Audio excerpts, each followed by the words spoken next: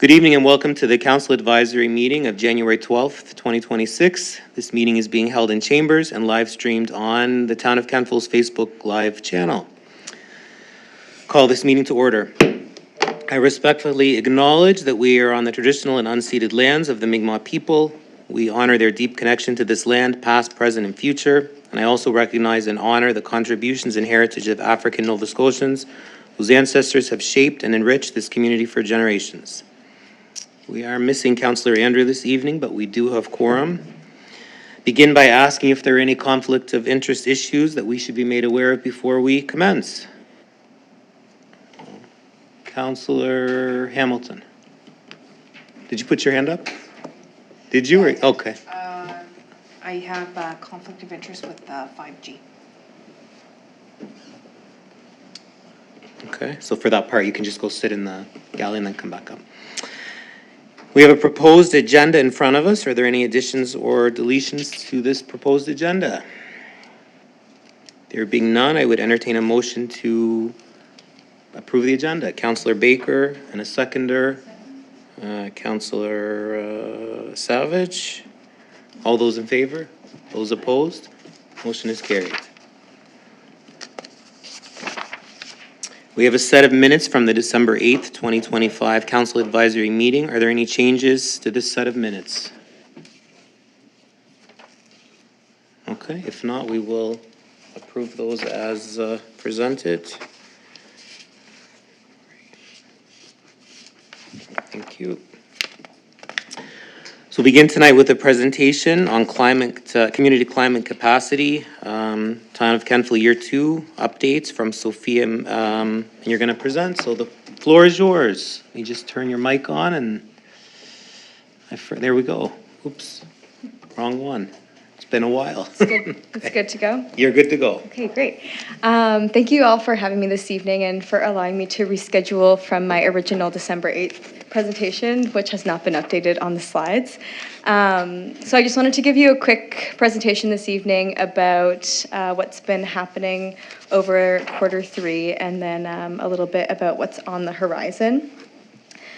So to start with stormwater management, this has been a priority of the town and of the Community Climate Capacity Program since the beginning of our work together in April 2024. So we have been looking to see how we can support the town, especially helping with the siltation, the washout problems that are happening in the gorge where sand and dirt and other debris are ending up in areas in the town that they're not supposed to be. So we took a site trip there in the fall to look at the gorge and also look at the kind of problem areas in the town and see, especially using nature-based solutions. So there's cool things you can do, like putting logs and stuff in the waterways to help catch some of that debris, to put some information together for the town. And we have also been looking at opportunities to support the planning department with the integration of the new floodline mapping data that the province has shared, so that you can use that to update the planning documents. Sorry about the formatting there, but the Quest Energy Planning, so this is the Net Zero Community Accelerator Program. This is a program that the town has been participating in essentially since the beginning of the CCC program. And the end goal is to develop a community energy and emissions plan, which is essentially a 5 to 10 year plan to guide the greenhouse gas mitigation for the town. So this has looked at examining the greenhouse gas inventory that the town completed with, I believe, Kings County, the town of Wolfville, and the town of Berwick. And then also doing workshops with the community, with council and with staff to inform the plan. I'm excited to report that we finished the Community Energy Implementation Plan workshop, which rounds off the town's participation in the program. And I just got word from the folks at Quest this morning that that plan, the final report, should be in my inbox in the next few weeks. So this is really exciting. This is Kentville's first ever energy and emissions plan, and this will tie into some of the work that I'm going to discuss in a few slides. And I promise I won't say plan so much.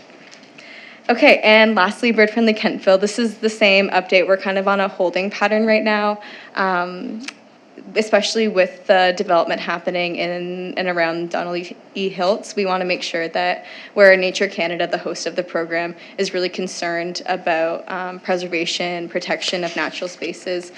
We want to make sure that the development plans are aligned with this, and so we are waiting just to look at those final development plans before moving forward with that initiative. So some exciting updates to share with you. We have received just shy of $400,000 to support plans outlined in the Stormwater Management Master Plan. And so these are mostly for feasibility and design projects. And we're looking forward to beginning the implementation of this work. And I wanted to take a moment to talk about the Community Climate Capacity Program and how it aligns with the strategic priorities that the town has developed. So I want to recognize how much work you have put into creating these strategic priorities. And I took some time this fall to look at the work that the CCC program has done, what we're currently doing and what we're forecasted to do to make sure that it's aligned with these priorities, to look for opportunities where the work is already overlapping, and then to also think about how we can tailor the work that we have planned to make sure that it reflects these priorities. And so I've listed some of those kind of synergies here. I really wanted to draw your attention to updating municipal buildings. So this is something, I read the sentence, accessible, efficient, and climate resilient buildings. That's music to my ears. This is something that the CCC program can help with, whether it's finding funding or resources, expertise. This is something that we are really keen to support the town in moving forward. And that is where something like the Community Energy and Emissions Plan, which is kind of a roadmap to doing things like updating municipal buildings for energy efficiency, will really come in handy. And then also with growth and development, the climate risk assessment, which is a project that was awarded to the town last spring through the community CRPP, Climate Ready Plans and Processes Fund. This is something that we are going to begin this year. And especially as we think about growth and development, this plan looks at climate risk data. It also looks at priorities from the community, from council, and from staff to make informed decisions about Kentville, the way that it's being developed. And so hopefully this can really build a foundation to make informed kind of climate smart decisions about growth and development.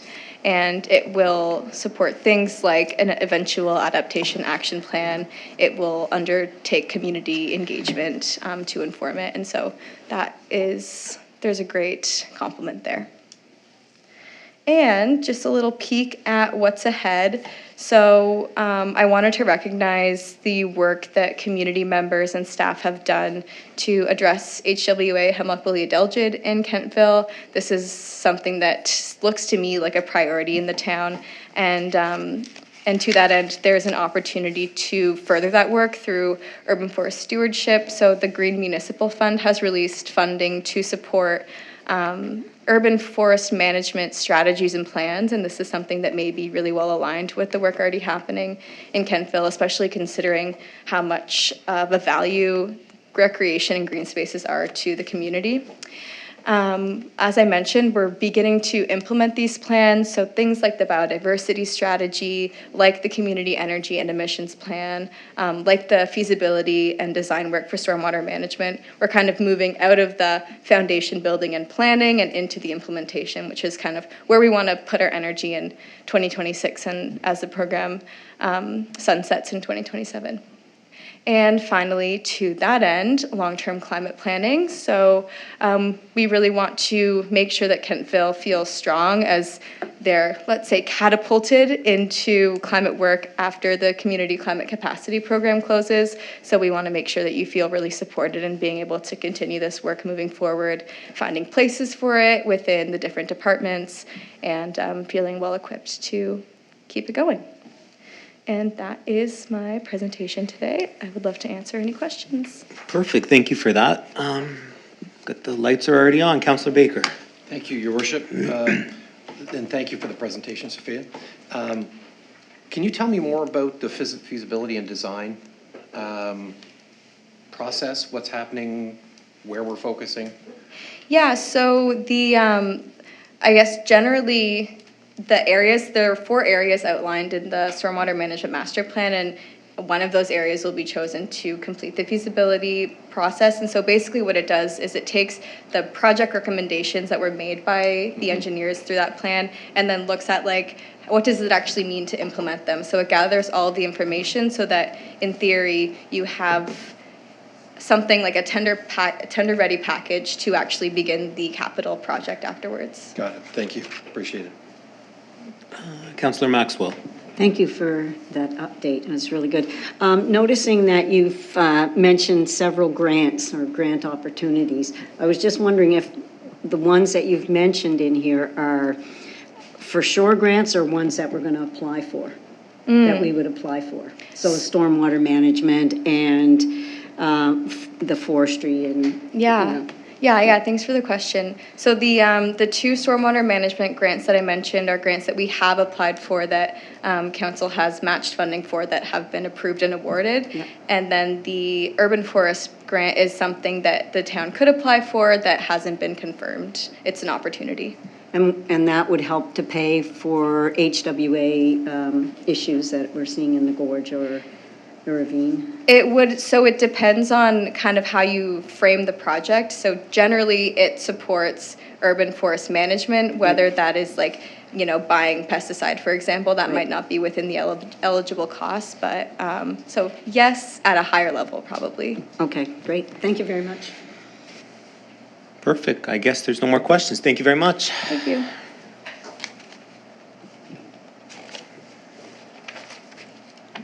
So we're going to move on to new business. Just so you're aware, we're going to receive our department reports at the next meeting. So we'll move into item 5A. We have a recommendation that CAC recommend to the January 24th meeting of council to repeal policy G41, anti-idling standard operating procedure. Somebody would like to move that? Deputy Mayor Kroll, and a seconder, Councillor Baker. Is there any discussion on that? There being none, we will call for the vote.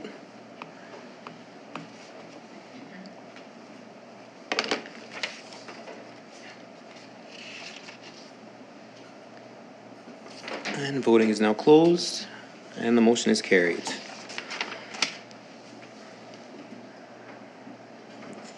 So the next one is to repeal a bylaw. So it's 5B. Recommendation is that CAC recommend to the January 24th meeting of council to give first reading to bylaw 300, idling control bylaw 77 repeal. Moved by Councillor Savage and Councillor Maxwell as a seconder. Any discussion on that one? Nope. Okay, let's call for the vote then. And voting is now open. Voting is now closed, and the motion is carried. Thank you. Item 5C, recommendation is that Council Advisory Committee recommend to the January 24th meeting of council to approve policy 107, Traffic Authority. Someone could move that. Councillor Savage and as Deputy Mayor Kroll as a seconder. Any discussion on that? There being none, we will open the vote.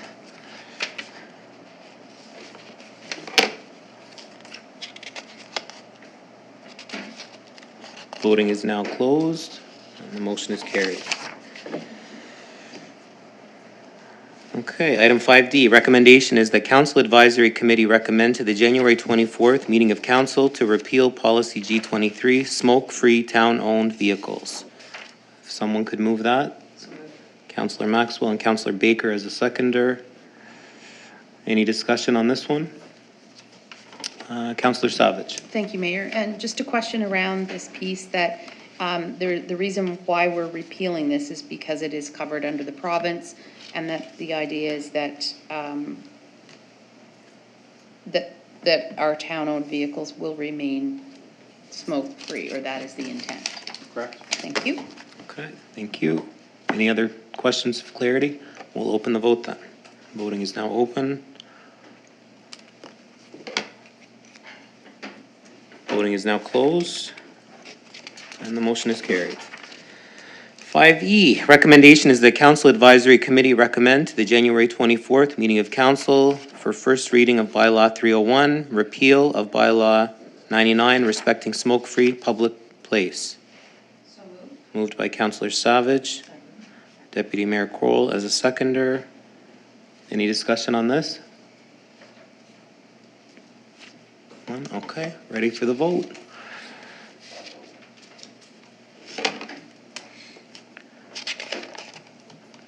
And voting is now closed, and the motion is carried.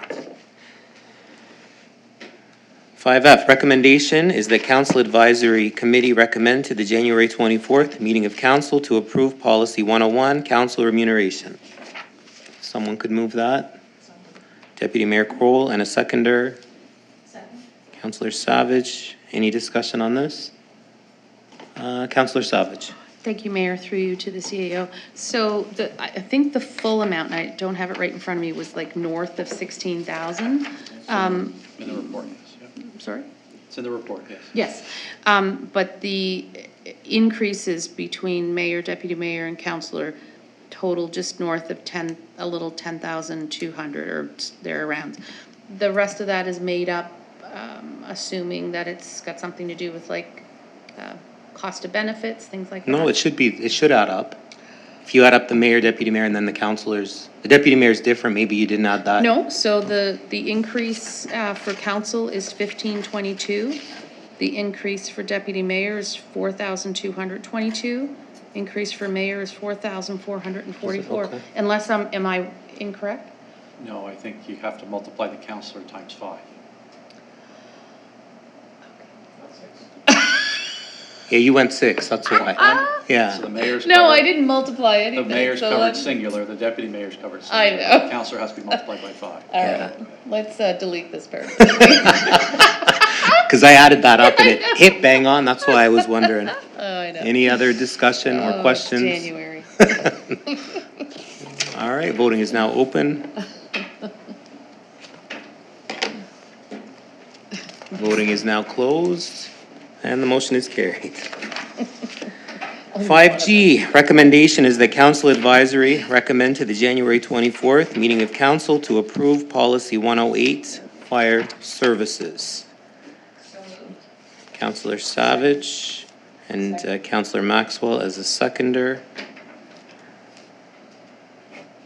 Any discussion on this? I guess there's none. We will open the vote.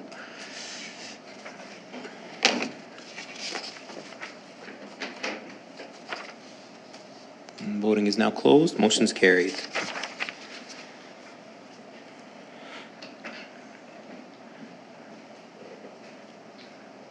Welcome back.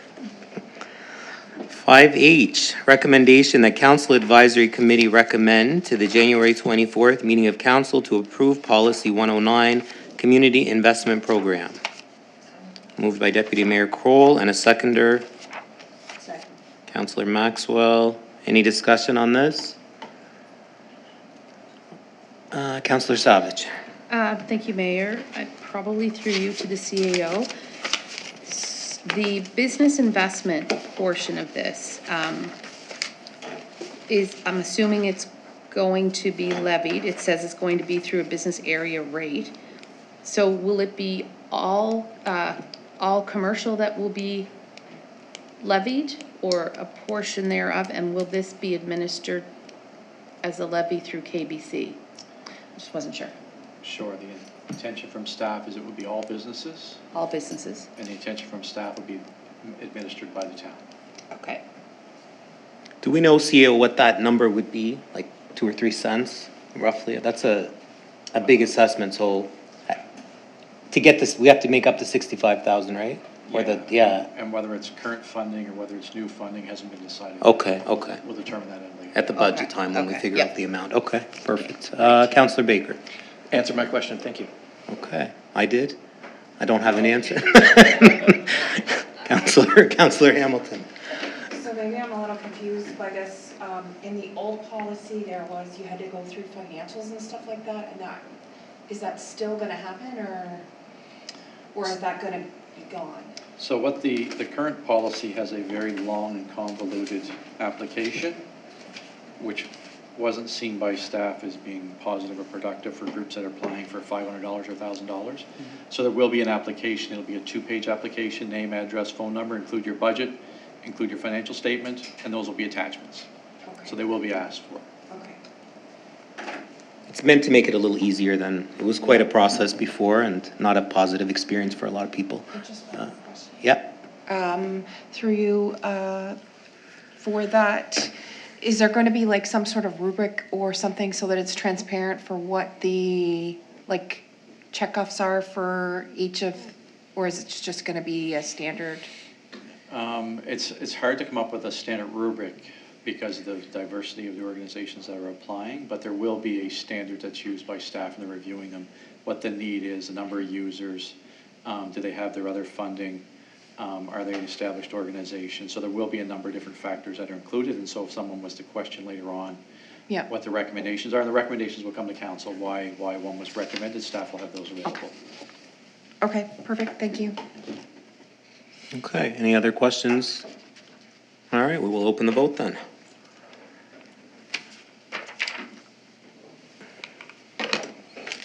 And voting is now closed, and the motion is carried. Thank you. The annual FCM trip is scheduled for June 4th to 7th, so we are looking to have a motion tonight to recommend two members of council to attend, just so that time would be available to make reservations, so that it's not so cost negative when you wait too long to make them. So I'm looking for 2 members of council tonight who, there may be 0, but if there are 2 of you that are interested in attending this conference in Edmonton from June 4th to 7th, you can put your names forward. So I'll just open the floor. Councillor Baker. I would be an alternate if somebody can't make it. Okay. Councillor Hamilton. I'd like to put my name forward to attend the conference. Okay, so you're for sure. Anybody else? 0. Okay, so I guess you're gonna go then, Councillor Baker? You won't be an alternate anymore, so. Okay. All right. So the recommendation would be that Council Advisory Committee recommend to the January 24th meeting of council to approve the attendance of Councillor Hamilton and Councillor Baker at the 2026 Federation of Canadian Municipalities Annual Conference and Trade Show in Edmonton, scheduled for June 4th to 7th, 2026. Deputy Mayor Kroll and a seconder, Councillor Savage. Any discussion? Yes, you can vote on it, yeah. Voting is now open. Doesn't want you to vote. I was just gonna make a Oh, sorry, I didn't see your light. Councillor Savage. Thank you, Mayor. I just wanted to say, I think it's great that the 2 newer councillors are, and I know you're a new councillor as well. But, yes, I know. So I just think it's great that the 2 of you are going. And it actually will probably work out good that there's only 3 conferences left, so Yes. maybe next year we'll, and as the policy says, we'll give everybody an opportunity Yeah. next year. Okay, voting is now open. And voting is now closed. And the motion is carried. FCM, it's in Edmonton. one of these years coming up? I think the year after next, isn't it? It isn't coming up. That's the one you're going to? It is this year. Yeah, that's one. Not this year. This year's Edmonton. No, but I mean, this term. Oh, I think it is. I No, think. I think the next one is in, does it say here? No, I forget where it is. That's all right. It's We'll not figure it Halifax out. next year. No, this term. All right, that concludes all the major stuff. And we now have just an information in your package about the town hall accessibility renovations, just for information purposes, so, I guess we all know where that stands, so unless there's any questions, it's good, okay. Open the floor now to public comments. We invite members of the public to come up. You'll have 3 minutes to speak to any item that was related to an item that was on the agenda. No? Okay, I guess That's a no, so we've concluded our business. I'll take a motion to adjourn. Councillor Savage and a seconder, Deputy Mayor Kroll. All those in favor? Those opposed? We adjourned at 5:25 PM. Thank you.